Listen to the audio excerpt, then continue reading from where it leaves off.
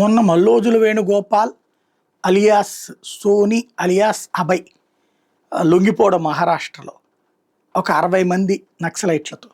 నిన్న ఆసన్న ఛత్తీస్గఢ్లో లొంగిపోవడం దాదాపు 70 మంది నక్సలైట్లు. ఇవాళ 170 మంది లొంగిపోయారు. ఓవరాల్గా ఛత్తీస్గఢ్లో తుడిచిపెట్టుకుపోయింది నక్సలిజం అనాలేమో. ఏమన్నా అడుగు పొడుగు ఉన్నారేమో. దాదాపుగా గచ్చిరౌలి లాంటి ప్రాంతాలు ఎప్పుడు నక్సలైజపు కార్యకలాపాల కేంద్రం బస్తర్ గచ్చిరౌలి ఇప్పుడు క్లీన్ అయిపోయింది.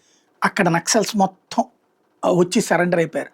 ఇంకా దక్షిణ బస్తర్లో కొంతమేర ఉంది, అది కూడా తుడిచిపెట్టేస్తాం అని తేల్చి చెప్తున్నారు అమిత్ షా. ఓవరాల్గా నక్సలిజం యొక్క తలకాయని పగలకొట్టింది అమిత్ షా వ్యూహం. అదే సందర్భంలో మిగిలిన అవశేషాలని తుడిచిపెట్టేస్తున్నది గ్రౌండ్ లెవెల్లో ఉన్నటువంటి పోలీసు యంత్రాంగం. ఓవరాల్గా నక్సలిజం అంతం తన పంతంగా సాగినటువంటి అమిత్ షా వ్యూహం విజయవంతమైంది.